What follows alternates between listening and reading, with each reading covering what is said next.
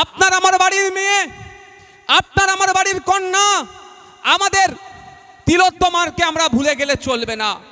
সোদপুরে বাড়ি, কলকাতা আরজি কর হসপিটালের তিনি পড়ুয়া চিকিৎসক ছিলেন। তাকে ডিউটিরত অবস্থায় খুন করে ধর্ষণ করানো হলো। এই এত ক্যামেরা চলছে, আমি যদি ভুল বলি আমাকে কিন্তু ছেড়ে কথা বলবেন, এটা মাথায় রাখবেন। কারণ আমি তৃণমূলেরও নোংরামি এক্সপোজ করি, আর আমি বিজেপিরও নোংরামি এক্সপোজ করি, কেউ আমাকে ছাড়বে না। তাই আমি অন ক্যামেরা বলছি, একটু ভালো করে মাথায় ঢুকিয়ে নিন। প্রথমে খুন করেছে, তারপরে ধর্ষণ করিয়েছে। কারণটা কি? স্বাভাবিকভাবে আপনাদের এলাকার কাউকে যদি একটা মৃত অবস্থায় পাওয়া যায়, আমরা কি বলি? খুনের কারণটা কি, তাই জানি না? আগে তোটা খুঁজি তো নাকি, কেন খুনটা করলো এটাই বলা হয়তো নাকি? একটু টেনে দাও তো দিকটা, দেখতে পাচ্ছে না তাই তো? এবার দেখতে পাচ্ছ তো? আচ্ছা, আমরা প্রথমেই কি তুলি? আমরা কিন্তু প্রশাসনের লোক নয়, তারপর মানে সাধারণ মানুষরা কি বলে, লোকটাকে কেন খুন করে দিল বলো তো? তাহলে খুনের কারণটা কি খুঁজতে চাই। তাহলে তিলোত্তমাকে, পাখাটা একটু ঘুরিয়ে দাও তো, তিলোত্তমাকে যদি খুনের কারণটা খুঁজতে গিয়ে আসল জিনিসটা ধরা পড়ে যায়, সেজন্য আগে খুন করা হলো, তারপরে ধর্ষণ করানো হয়েছে। ধর্ষণ করানো হয়েছে আমি বলছি এই শব্দটা। তাহলে কি হবে? স্বাভাবিকভাবে আমরা কি বলবো? গ্রামে গঞ্জে মা বোনেরা, বাপ ভাইরা কি বলবে? ছেলেটি এত বড় হিংস্র, মেয়েটিকে ধর্ষণ করলো, আবার মেরেও দিল, তাই তো নাকি? বলে দেবে এই ভয়ে মেরে দিয়েছে, কিন্তু আগে মেরেছে, তারপরে ধর্ষণ করিয়েছে। কেন মেরেছে এই কারণটা আপনাকে আমাকে আগে জানতে হবে।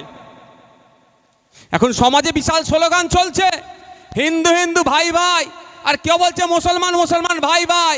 আরে হিন্দু মুসলমান ভাই ভাই না বললে না আমার হিন্দু বোন বিচার পাবে, না আমার মুসলমান বোন বিচার পাবে, কেউ বিচার পাবে না। যদি আমরা হিন্দু মুসলমান ভাই ভাই বলি, এই স্লোগান, এই স্পিড যদি রাখতে পারি, সমস্ত অন্যায়ের বিচার হবে। আর অন্যায়কারীকে যদি ধর্মীয় কারণে আড়াল করতে চাই, তাহলে অন্যায় আরো সমাজে বেড়ে যাবে। তিলোত্তমাকে কেন খুন করলো কি মনে হয় আপনাদের? কেন খুন করলো? এত ডাক্তার ছিল তো। প্যান্ডেলের যে লোক আছে ভাই, এই দিকটা একটু তুলে দাও তো, যে খুলে বাঁধছিলেন এই দিকটা তুলে দাও। কি মনে হয় আপনাদের কেন খুন করলো? ও খুলে দেবে, তোমরা এদিকে কনসেন্ট্রেট আমার দিকে রাখুন। ও যে ভাই বলেছি দায়িত্ব আছে, সে খুলে দেবে। কেন খুনটা করলো আপনাদের কি মনে হয় বলেন একটু? এত মাস তো অতিবাহিত হয়ে গেল, কি মনে হতে পারে কেন খুন হতে হলো? তিলোত্তমাকে খুন হতে হয়েছে আপনার আমার জন্য। তিলোত্তমাকে খুন হতে হয়েছে ফতেমা মায়ের জন্য, সীতা মায়ের জন্য। তিলোত্তমাকে খুন হতে হয়েছে আব্দুর রহিমের জন্য, আবার রামেরও জন্য। কেন? ওই হসপিটালটাতে নোংরামি হতো, শুনলাম ডুপ্লিকেট ঔষধ দিত ওখানে, তার প্রমাণ পরে পাচ্ছি। কি রে খবর পেলাম, ওই আরজি করের অপারেশন থিয়েটার, যাকে আমরা ওটি রুম বলি, ওই অপারেশন রুমের মধ্যে যখন রুগী নিয়ে অপারেশন করা বাদ দিয়ে এরা মৎসব করতো, এরা নাটক করতো ওর ভিতরে, বুঝতে পেরেছেন? আমাদের তিলোত্তমা এর প্রতিবাদ করেছিল, যেটা অন্যায় হচ্ছে এটাকে বন্ধ করতে হবে। পরে আরো খবর আসলো যে ওইখানে যে রুগীগুলো মারা যেত, ওখান থেকে অনেক মরা রুগীকে, মানে যারা ডেড বডিকে এরা বিক্রি করে দিত। ভাবতে পেরেছেন? এর প্রতিবাদ করেছিল তিলোত্তমা। কি খবর পাচ্ছি পরে, ওখানে যারা মর্গে যে সমস্ত মহিলাদের লাশ থাকতো, অনেক মহিলাদের সাথে এই সন্দীপ ঘোষ, তৃণমূলের একজন লিডার বললে কম হবে, যদিও তিনি প্রাক্তন প্রিন্সিপাল ওই আরজি কর মেডিকেল কলেজের, এরা মিলে ওই মহিলাগুলোর সাথে, মৃত মহিলাগুলোর সাথে নোংরামি করে ভিডিও তৈরি করে বিদেশের মার্কেটে বিক্রি করত। এর প্রতিবাদ কে করেছিল? কে করেছিল? তিলোত্তমা করেছিল। এই জন্যই তিলোত্তমাকে প্ল্যানিং করে খুন করে, ধর্ষণ করে খুন করেছে বলে চালিয়ে দেওয়ার চেষ্টা করেছিল। তারপর আন্দোলন সংগঠিত হয়েছিল, রাজ্যের বিভিন্ন জায়গায় আন্দোলন সংগঠিত হয়েছিল, অনেকে প্রতিবাদ করেছিল, আমরাও করেছি, আজকেও আমরা প্রতিবাদ করছি। কিন্তু দুর্ভাগ্যের বিষয়, পূর্ব মেদিনীপুর জেলায় দাঁড়িয়ে আমি শুভেন্দু বাবুকে একটা কথা জানতে চাই। শুভেন্দু বাবুর মুখে সব সময় হিন্দু হিন্দু ভাই ভাই করছেন। জানতে চাই আপনাদের অমিত শাহজির দপ্তরে থাকা সিবিআই এখনো কেন পর্যন্ত যারা যারা যুক্ত সকলকে খুঁজে বার করলো না? প্রশ্ন করবেন না? প্রশ্ন করবেন না? গ্রামের গঞ্জের মানুষদের আওয়াজ তুলতে হবে যে আমি আমার কথা বলছি না ভাই। কলকাতা শিয়ালদার কোর্ট যে অর্ডারটা দিয়েছে, সেই অর্ডার শিটে পড়লে আপনারা দেখতে পাবেন সহজে একদম, যদি আপনার এখানে কেউ এখন গুগলে গেলেও অর্ডার কপি পাওয়া যাবে। বলা আছে কলকাতা পুলিশ যে তদন্ত করেছিল, সিবিআই সেই তদন্তটাকেই ফাইনাল করে দিয়েছে, মানে সেইটাকেই এগিয়ে নিয়ে চলে গেছে।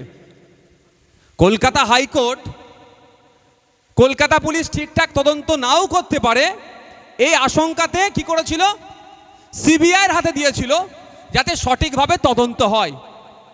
কিন্তু আমরা কি দেখলাম, দিনের শেষে দাদা দিদি আলাদা নয় তো। তো দাদা সমস্যায় পড়লে দিদি উদ্ধার করে, আর দিদি সমস্যায় পড়লে দাদা উদ্ধার করে। তো দিদি সমস্যায় পড়েছে, দাদা উদ্ধার না করে থাকতে পারে?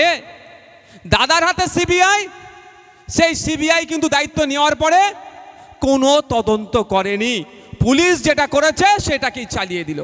তাহলে যে রাত দিন হিন্দু হিন্দু বলে পলিটিক্স করে, সেই হিন্দুদের রক্ষাকর্তা শুভেন্দু অধিকারীর মুখে কথা নাই কেন যে আমার তিলোত্তমার বিচার যতদিন না হবে আমরা ছাড়বো না?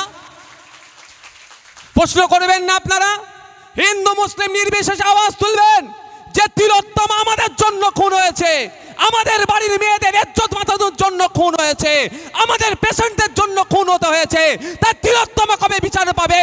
তোমার সিবিআই কি করলো? শুভেন্দু বাবু তুমি আগে জবাব দাও। প্রশ্ন করবেন না? প্রশ্ন করতে হবে। ওর যদি যাতে না প্রশ্ন করেন আপনারা, ওই জন্য হিন্দু হিন্দুতে মাতিয়ে রেখেছে। তাই আপনাদেরকে বলবো, ওই হিন্দু হিন্দু খেলা খেলবেন আর আপনার এলাকার শিক্ষা প্রতিষ্ঠানগুলো ধ্বংস হয়ে যাবে, কেউ আর খোঁজ নেবে না। ওই হিন্দু হিন্দু খেলা ওর চক্করে পড়বেন, আপনার এলাকার লোকাল ব্লক হসপিটালগুলো মৃতপ্রায় হয়ে যাবে। তো ওদের খেলায় পড়বেন না ফাঁদে, আপনাদের আওয়াজ তুলতে হবে আপনার অধিকারের জন্য।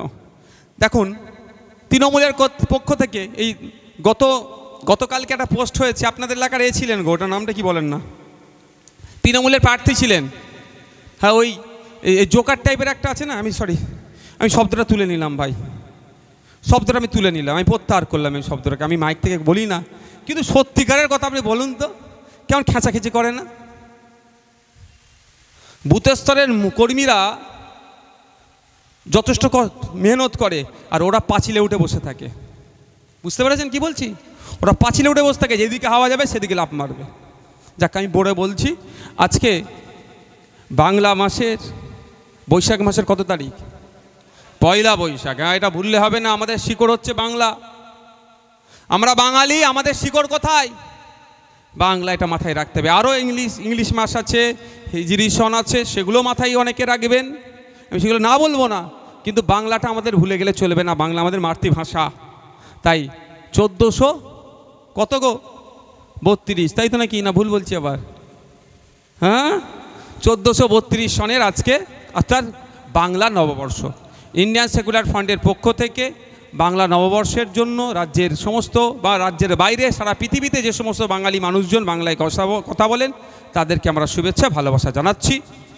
আমরা সকলের সারা বছর ভালো কাটুক, সকলে তার নাগরিক অধিকার নিয়ে বেঁচে থাকুক, সমাজে যে ধরনের হিংসা, যে ধরনের নোংরামি হচ্ছে সেগুলো দ্রুত বিনাশ হোক, এই কামনা করি আজকের এই দিন থেকে। আপনাদের এলাকার তৃণমূলের প্রার্থী হয়েছিল, অনেকে আপনারা ভোট দিয়েছিলেন। এখানে যারা বসে আছেন জ্ঞান ফিরছে আস্তে আস্তে, বুঝতেও আমরা পারছি। ফিরছে তো নাকি ভাই?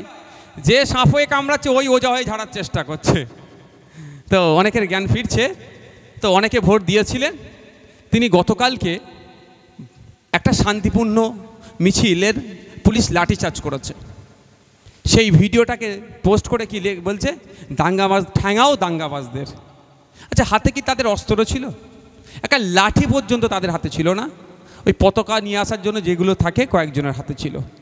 পুলিশ তাদেরকে নির্বিচারে শান্তিপূর্ণ একটা র্যালি যাওয়ার জন্য বাড়িয়েছে, তাদেরকে মারধর করলো। এই অপদার্থটা, এই অসভ্যটা তাকে বলছে ঠ্যাঙাও দাঙ্গাবাজদের। আপনার ধর্মস্থান আক্রান্ত হচ্ছে, আপনার কবরস্থান হাতছাড়া হয়ে যাবে, আপনার মসজিদ হাতছাড়া হবে, আপনার মাদ্রাসা হাতছাড়া হয়ে যেতে পারে, আপনার ঈদগাহ হাতছাড়া হয়ে যেতে পারে। আজকে কালকে দেবত্ব সম্পত্তি ওরা কেড়ে নিতে পারে, পরশুদিনকে শিখ ভাইদের গুরুদুয়ারার সম্পত্তি কেড়ে নিতে পারে, তারপরের দিনে খ্রিস্টান ভাইদের সম্পত্তি কেড়ে নিতে পারে, তারপরের দিনে বৌদ্ধ সমাজের মানুষের ধর্মচারণের জন্য যে রিলিজিয়াস এন্ডোমেন্টস তৈরি করেছিল সেগুলোকে কেড়ে নিতে পারে। তার প্রতিবাদে কলকাতায় একটা শান্তিপূর্ণ মিছিলের ডাক দেওয়া হয়েছিল, সেখানে উপস্থিত হতে যাচ্ছিল। তার পথের মধ্যে যখন তাদেরকে আটকেছে, প্রশাসনকে যখন জিজ্ঞাসা করছে আমাদের অপরাধ কি, আমরা কেন যেতে পারবো না, তখন বলছে না গাড়ি করে তোমাদের যেতে দেবো না। তখন সাধারণ মানুষ রাস্তায় নেমে হেঁটে যখন যাওয়ার চেষ্টা করেছে, ব্যারিকেড দিয়ে আটকে দিয়েছিল, তখন ব্যারিকেডটাকে সরিয়ে যখন যেতে চায় তখন পুলিশ ওদের উপরে আক্রমণ করে। ওরা কিন্তু পুলিশের উপরে একটা আক্রমণ করেনি, প্রমাণও দেখাতে পারবে না। কিন্তু ওই নিরস্ত্র সেই শান্তিপূর্ণভাবে মিছিলে যাওয়ার মানুষদের উপরে আক্রমণের ভিডিওটা সোশ্যাল মিডিয়ায় ছড়িয়ে পড়েছে, অনেকে নিন্দা জানিয়েছে, ধিক্কার করেছে। কিন্তু এই অপদার্থটা, এই দেবাংশু